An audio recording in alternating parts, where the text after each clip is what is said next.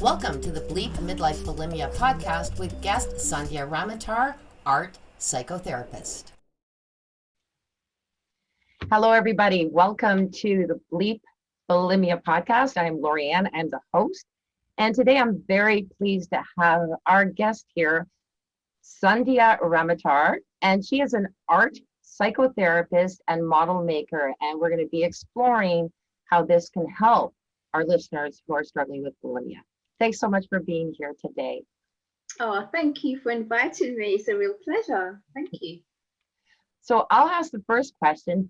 What got you into becoming an art psychotherapist? That's a really good question. One of the main reasons why I went into art psychotherapy, and particularly art psychotherapy, is because I'm a model maker by trade. But about 6, maybe 7 years ago, my father passed away, and I was really close to him. We had a very, very tight connection. And when he passed away, it kind of shattered our family unit because he's the patriarch. He was the patriarch of our family. So there was a lot of grief, as you can understand. And one of the ways how I kind of dealt with my grief was to paint, draw, but make models. So that kind of got me through the healing process. And that's one of the reasons why I wanted to go into the art psychotherapy route, because I wanted to really help people who were hurting like how I was hurting.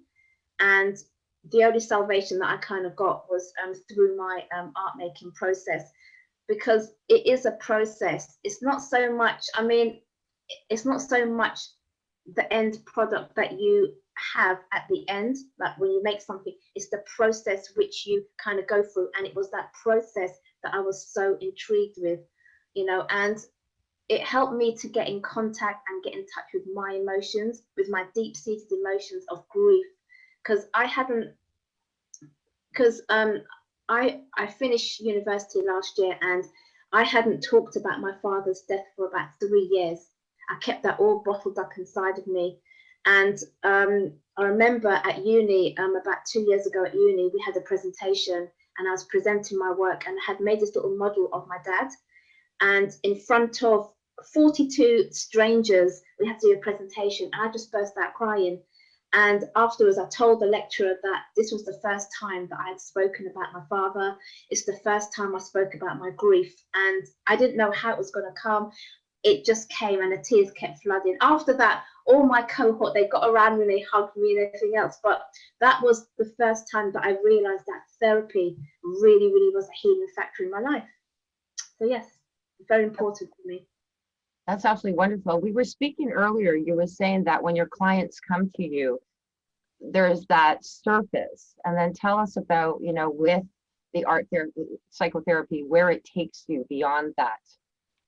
Right. Okay. So when a client will come to me with therapy, it starts off with a face to face. So it starts off face to face, and you have you get to know the client, and then as time progresses, you start to scratch the bottom of like what the client is going through. So with normal counseling, you would have like face-to-face talking, but where it becomes a bit more in-depth is the psychodynamic, where it just stays at a level, but with the psychodynamic you go under the surface. So you start to tap into like your client's emotions, and then you start to tap in about their history, and then you start to talk about what things they are afraid of, what things they feel sad about, what things they feel scared, and then you try to find links within their lifestyle to find out why they're acting in a certain way, and you use the art making process. The materials are there, so if they wanted to use clay, if they wanted to use paint or paper, they use the art to like express how they're feeling. And sometimes when I've had a lot of clients, young people that have come to me, sometimes they find it very hard to talk. But if you put paper, if you put clay in front of them, it's just another medium of them to kind of express themselves. So I found with my work, which I hold very, very dear to me, my work, I find it fascinating when you have a client in front of you, when they're not speaking, but then as you get to know them, they let the art dictate how they feel. So through their art making, you can get to see what is the underlying factor of the issue that they have. That's really fascinating. So, and of course we have, like I said, our listeners are primarily, either bulimic or, and I'm probably sure there's other people who are not, but that's what our target is. And so this was what intrigued me. And I would say that any age would be something that's compatible. A question I have, with this art, working with art, would it bring out some of the subconscious? Yes, it does. Because, I mean, there's two types of thought. I mean, we have the conscious thinking and then we have the subconscious thinking. So the subconscious thinking is things that are buried right at the back of your mind that you can't, that don't necessarily, like we kind of black it out. It doesn't necessarily come to the forefront. So you've got your conscious thinking and then you've got your subconscious thinking. A lot of traits of thought have a lot of theorists and articles that I've read, they kind of tend to think that the subconscious is our real way of thinking. But yes, it is the subconscious through the art making process that tends to come out in the work. And sometimes that actually surprises the therapist and actually surprises the client, because they look back at their work and they think, wow, was that really in me? Was that really a deep-seated issue that was actually in me? And then that's when the real work starts to begin. Yeah, that's incredible, because I was thinking too, because one of the things that I know about having struggled with bulimia for 30 years is suppressing a lot of emotions. And there are times where you're doing it, you don't even know why you're doing it. But I know personally that there was something triggering it, and it's not the food that's really triggering it. Although we call foods trigger foods, I think they're somehow associated with whatever. I mean, it's hard to say with everybody, but I know in my case, they're associated with other things that had nothing to do with that Oreo cookie or those chips. Yeah, it was something more ingrained. This is, where I'm thinking this is absolutely wonderful. You're also using your hands. You're using, your creativity. yes. It just feels like there would be something so fulfilling beyond just the art, but also what you as a psychotherapist can come out with as well and help them with as well. Yeah, exactly. And I found with my work, I mean, I work with the younger generation. Like when I say younger generation, I mean from like the ages 4, as young as 4 to like 17, maybe 15, 16, that kind of age. And you'll be surprised the type of things that come out in a session. And I wish I had all day to talk about that, but obviously we don't. But I mean, I've worked with kids that have been abused. I work with domestic violence. I work a lot with domestic violence children, and they come in a certain way into your room, and they display a certain type of nature, but when they leave, they're so grateful for having that expression. They're so grateful for having that safe space where they can just be themselves. And that's what gives me a hope, because my mantra is that if you can get them while they're young, you can change them, you can nurture them, and you can help them become well-adjusted adults in society. So for me, my work is very important. And with people who do suffer with bulimia, art therapy is a really good way of expressing yourself, because sometimes you have that association where you don't like food, where food is an object, where it's a form of a hatred kind of thing, that that relationship with food is not a really good connection. So where the art therapy comes in is that you would have a safe space where you can talk about these things, and you can discuss, and even if you just want to sit in a corner, that space is completely yours. And I have found with a lot of my clients, I've had some non-verbal clients which didn't speak at all. They just came into the room and they just sat at the table, or they sat on the floor, and I've given them, they've got materials around them, and they just went to the clay and they just started making stuff with the clay. and they were non-verbal. And after about 3 or 4 weeks, they open up a little bit, and then they kind of like let you into their world. But it's the same with bulimia. It's like having that trust, opening up their world so that you can kind of see where they're coming from, but also having that level of professionalism where you can say, I'm here for you, and this is a safe space for you, and what we share in that room is between me and you. Obviously you have safeguarding issues as well, but that space that we have is very, very sacred to you and your client, as a therapist, to you and your client.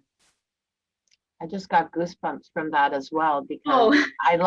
I love that concept of, because there are times, I know even with myself, people get nervous if I don't talk. What's wrong? Yeah. But sometimes it's just a reflection.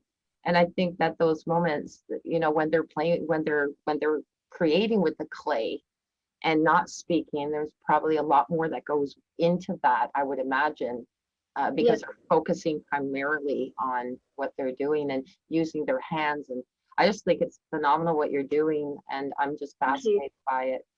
And you're absolutely right. Instead of going towards something that you're either uncomfortable with bulimics, they can either hate food, but not so much that they hate it, they hate what it does to them. The fear of gaining weight, and or they fear that they like it too much. It becomes like almost a friend, a best friend, so to speak. But you're right, going towards art, it's safe though, because it's not going to, it's a much safer place to go to be able to work out emotions and such. So Exactly. And the thing is, social media doesn't help with body image, and because I also run a local youth group. I help to run like a therapeutic youth group at church, and some of the kids that come to our church, and the local youth group that I work alongside. I also work for a cancer foundation as well with young people. And when you get to hear their story,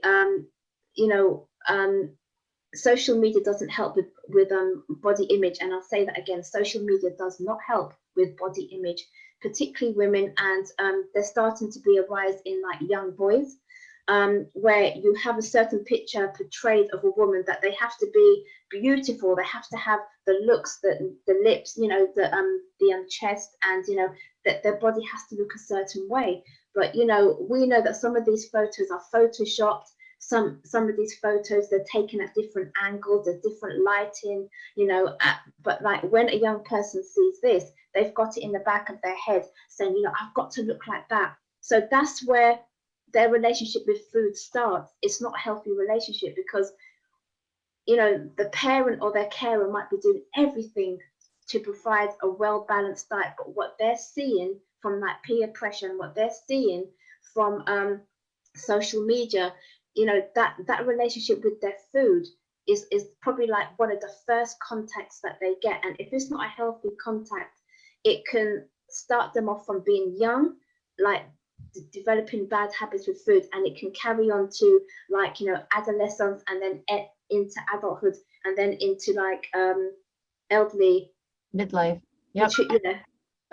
Right up to interestingly enough, you're talking about social media and media in itself, and one thing that I've noticed as well, so I'm 58 years old, and I notice more and more there's women in their 40s in social media getting the facelifts and the boob jobs, which sorry, but my sister and I were talking about that. That was my last one of my last podcasts that I put on, is how we said, why do we have these? We don't even like boobs. and I'm sure that, it's sort of weird when she told me that. I looked at her strangely. She goes, I know it's weird, right? I said, no, it's weird that I feel the same way as you. Like, I had my 3 children. I don't need these anymore.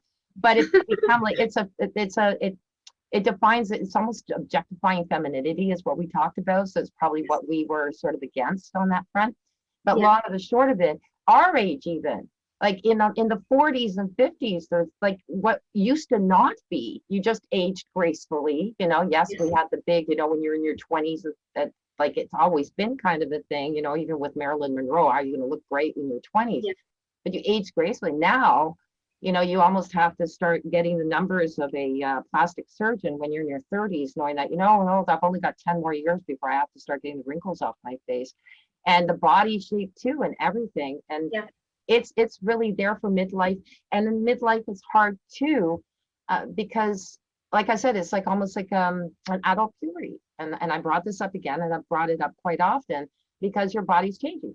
You know, Yes. there's menopause. I'm sorry, but your breasts are going to be growing larger for the most part. That's what happens. And you're Yeah. going to have some sagging, and you're going to be losing, your children will be moving out. And so it's like, so your life change is, it's pretty well almost as large as an adolescent going from childhood to a teenager. Now you're going from an adult to, sorry, but Yeah. you're getting older. Yeah. I think the thing that people really have to take on board is that every stage of your life, you have to take it with grace.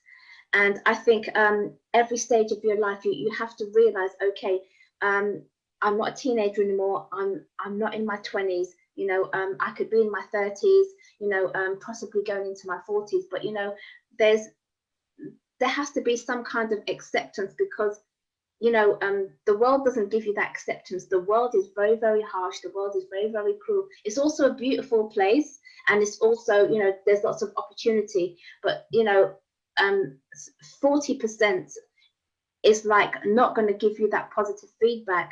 So you've got to constantly affirm yourself as a woman, and you know, as a man as well. You've got to affirm yourself that, you know what, when I look in the mirror, you know, my boobs are okay, you know, my the way how my body looks, my skin type is like, you know, my skin type is okay, you know. So at the end of the day, it's that positive affirmation of, like, you know, affirming to yourself that, you know, I am all that I can be. And like having healthy relationships with food, having healthy relationships, you know, with your peers. And I think for me, when I was going through my grief, I thank God that I had a very, very strong network of family around me. And I think with bulimia sufferers, they need that connection around them. They need that support system around them, because if they don't, then that's where the cracks can come in.